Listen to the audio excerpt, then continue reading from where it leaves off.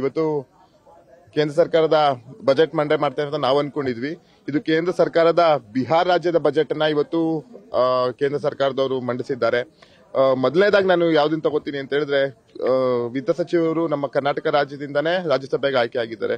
ಅವರು ನಾನು ನೋಡ್ತಾ ಇದ್ದೆ ಭಾಷಣದಲ್ಲಿ ತೆಲುಗುನ ಮಾತಾಡಿದ್ರು, ಮತ್ತೆ ಕೊನೆಯಲ್ಲಿ ನಮ್ಮ ತಮಿಳ್ ಭಾಷೆ ಮಾತಾಡಿದ್ರು. ಯಾಕೆ ಇವರು ಅಟ್ಲೀಸ್ಟ್ ಕರ್ನಾಟಕ ಭಾಷೆನಾದ್ರೂ ಇವರು ಸಂಸತ್ತೊಳಗೆ ಉಪಯೋಗಿಸಲಿಲ್ಲ? ಅದು ರಾಜ್ಯಸಭೆಯಿಂದ, ನಮ್ಮ ಕರ್ನಾಟಕದ ರಾಜ್ಯಸಭೆಯಿಂದ ಬಂದಿದ್ದು. ಒಂದು ಕಡೆ ಅದಾದ್ರೆ, ಎರಡನೇ ಅಭಿವೃದ್ಧಿ ಅಂತ ಬಂದ್ರೆ ಕರ್ನಾಟಕ ಅಂತ ಹೆಸರು ಹೇಳಕ್ಕೂ ನಮಗೆ ಇವರಿಗೆ ಒಂದು ಅರ್ಹತೆ ಬರಲಿಲ್ಲ. ಕೇಂದ್ರ ಸರ್ಕಾರದವ್ರಿಗೆ ಯಾವುದೇ ರೀತಿಯ ಯೋಜನೆಗಳನ್ನ ನಾವು ತುಂಬಾ ನಿರೀಕ್ಷೆ ಇಟ್ಕೊಂಡಿದ್ವಿ. ಅಪ್ಪರ್ ಭದ್ರಾ ಆಗಿರ್ಬೋದು, ನಮ್ಮ ಹಾಸನಕ್ಕೆ IIT ಕೇಳಿದ್ವಿ. ನಾವು ಹಾಸನಕ್ಕೆ IIT ಕೊಡುತ್ತಂತ ಕೇಳಿದ್ರೆ ಇವರು ಪಾಟ್ನಾಗೆ ಕೊಟ್ಟಿದ್ದಾರೆ. ಬಿಹಾರ ರಾಜ್ಯದ ಪಾಟ್ನಾಗೆ IIT ಮಂಜೂರು ಮಾಡಿದ್ದಾರೆ.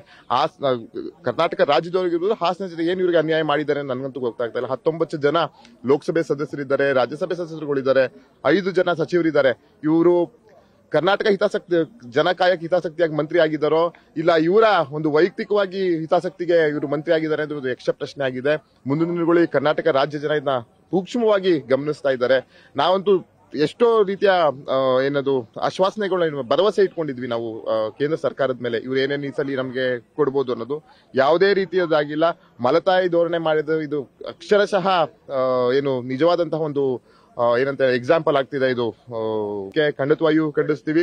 ಮುಂದಿನ ದಿನಗಳಲ್ಲಿ ಜನ ಇದಕ್ಕೆ ತಕ್ಕ ಉತ್ತರ ಕೊಡ್ತಾರೆ ಅಂತ ಕೇಳಿದ್ವಿ. ಹೊಟ್ಟೆ ಉರಿತದೆ ನಮ್ಗೆ. ಯಾಕಂತ ಹೇಳಿದ್ರೆ ಕರ್ನಾಟಕ ಅಂತ ಇವ್ರು ಅಟ್ಲೀಸ್ಟ್ ಯೋಗ್ಯತೆಗೆ ಕರ್ನಾಟಕ ಅಂತಾನೂ ಸಹ ಸಂಸತ್ನೊಳಗೆ ಇವರು ಪದನೂ ತರಲಿಲ್ಲ. ಅದರಲ್ಲೇ ಗೊತ್ತಾಗ್ತದೆ ಇವರ ಮಲತಾಯಿ ಧೋರಣೆ. ಇದನ್ನ ನಾವು ಖಂಡಿಸಿ ಕರ್ನಾಟಕ ಘನ ಸರ್ಕಾರದ ಮುಖ್ಯಮಂತ್ರಿಗಳು, ಉಪಮುಖ್ಯಮಂತ್ರಿಗಳ ನೇತೃತ್ವದಲ್ಲಿ ಮತ್ತೆ ಒಂದು ಹೋರಾಟಕ್ಕೆ ನಾವು ಸಜ್ಜು ಮಾಡುವಂತ ಕೆಲಸವನ್ನ ನಾವು ಮಾಡಬೇಕಾಗ್ತದೆ. ಹಾಸನಕ್ಕಂತೂ ಅಕ್ಷರಶಃ ಅನ್ಯಾಯ ಆಗಿದೆ. ಹಾಸನದಲ್ಲಿ ಯಾವುದೇ ರೀತಿಯ ಹೊಸದಾದಂತಹ ಒಂದು ಕೈಗಾರಿಕೆ ತರಲಿಲ್ಲ ಇವರು. ನಾವು ಯಾವ್ದು ಹೊಸ ನ್ಯಾಷನಲ್ ಹೈವೇಸ್ ನ ರಿಕ್ವೆಸ್ಟ್ ಮಾಡಿದ್ವಿ, ಮತ್ತೆ ಹೊಸ ನಾವು ರೈಲ್ವೆ ಯೋಜನೆಗಳನ್ನ ರಿಕ್ವೆಸ್ಟ್ ಮಾಡಿದ್ವಿ. ಯಾವುದಕ್ಕೂ ಸಹ ಇವರು ನಯಾ ಪೈಸಾ ದುಡ್ಡು ಕೊಡದೆ ಅಕ್ಷರಶಃ ಹಾಸನಕ್ಕಾಗಿರ್ಬೋದು, ಕರ್ನಾಟಕಕ್ಕಾಗಿರ್ಬೋದು ಮಲತಾಯಿ ಧೋರಣೆಯನ್ನ ಮಾಡಿದ್ದಾರೆ. ಹಾಸನ ಜನಕ್ಕೆ ನಾನು ಮಾಧ್ಯಮ ಮುಖಾಂತರ ಪ್ರಶ್ನೆ ಮಾಡ್ತೀನಿ, ಹಾಸನ ಜನತೆಗೆ ಇವರು ಅನ್ಯಾಯ ಮಾಡಿದಾದ್ರೂ ಏನು?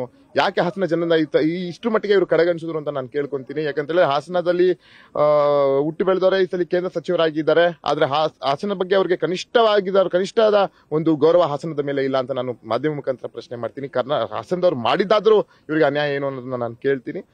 ಹಾಸನಕ್ಕೆ ಇವ್ರ ಬಜೆಟ್ ಅಲ್ಲಿ ಮಂಡಿಸ್ಲಿ ಬಿಡ್ಲಿ, ನಿರಂತರ ಹೋರಾಟ ನನ್ನ ಅವಧಿವರೆಗೂ ಇದ್ದೇ ಇರ್ತದೆ.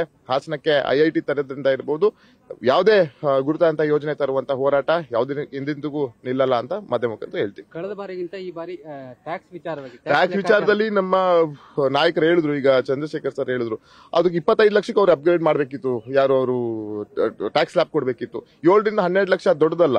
ಈಗ ಚಂದ್ರಶೇಖರ್ ಸರ್ ಹೇಳಂಗೆ ಅಲ್ಲಲ್ಲ, ನನ್ ಮಾತು ತಗೊಳ್ಳಿ. ಈಗ ಒಂದು ಬಾಡಿಗೆ ಮನೆಗೆ ಹೋಗ್ತೀನಿ ಅಂದ್ರೂ ಕನಿಷ್ಠ ಪಕ್ಷ ಒಂದು 30-40 ಸಾವಿರ ಇಲ್ಲದೆ ಯಾರು ಬಾಡಿಗೆ ಕೊಡಲ್ಲ. ಬೆಂಗಳೂರಲ್ಲಾಗಿರ್ಬೋದು, ಯಾವ್ಯಾವ್ದು ಒಳ್ಳೆ ನಗರಗಳಲ್ಲಾಗಿರ್ಬೋದು ಇಡೀ ದೇಶದಲ್ಲಿ. ಜೊತೆಗೆ ಈಗ ಒಂದ್ ಸೈಟ್ ತಗೋತೀನಿ ಅಂದ್ರು ಕನಿಷ್ಠ ಪಕ್ಷ ಒಂದ್ ಸೈಟ್ ತಗೋತೀನಿ ಅಂದ್ರು 50 ಲಕ್ಷ ಬೇಕು. ಮಿಡಲ್ ಕ್ಲಾಸ್ ಅವ್ರು ತಗೊಂತೀವಿ ಅಂತ ಹೇಳಿದ್ರು. ಇದನ್ನ ನಾವು ಪರವಾಗಿಲ್ಲ ಅಂತ ಹೇಳ್ಬೋದೇ ಹೊರತು, ಏನು ಇದು ಮಿಡಲ್ ಕ್ಲಾಸ್ಗಾಗಿರ್ಬೋದು ಏನೋ ಒಂದು ದೊಡ್ಡದಾದಂತಹ ಒಂದು ಸಾಧನೆ ಮಾಡಿದ್ದಾರೆ ಅಂತ ಅದು ಖಂಡಿತವಾಗಿಯೂ ಅದು ಸುಳ್ಳು. ಮತ್ತೆ ಕ್ಯಾನ್ಸರ್ ಮುಕ್ತ ಭಾರತಕ್ಕೆ ಪ್ರಧಾನಿ ನರೇಂದ್ರ ಮೋದಿ ಅವರು ಈ ಬಾರಿ ಒತ್ತನ್ನು ಈಗ ಅದೇ ಅವ್ರು ಹೇಳಿದ್ದಾರೆ, ಪ್ರತಿ ಜಿಲ್ಲೆಯಲ್ಲೂ ತಗೊಂಡಿದ್ದಾರೆ. 160 ಜಿಲ್ಲೆಯನ್ನು ತಗೊಂಡಿದ್ದೀವಿ ಅಂತ ವಿತ್ತ ಸಚಿವರು ಹೇಳಿದ್ರು. ಅದ್ರಲ್ಲಿ ನಮ್ಮ ಕರ್ನಾಟಕದ ಎಲ್ಲಾ 28 ಜಿಲ್ಲೆಯನ್ನು ತಗೊಳ್ಳಿ ಅಂತ ನಾವು ಆಗ್ರಹ ಪಡಿಸ್ತೀವಿ. ನ್ಯೂಸ್ ಫಸ್ಟ್, ನಿರ್ಭೀತಿಯಿಂದ ನಿಮ್ಮ ಪರವಾಗಿ.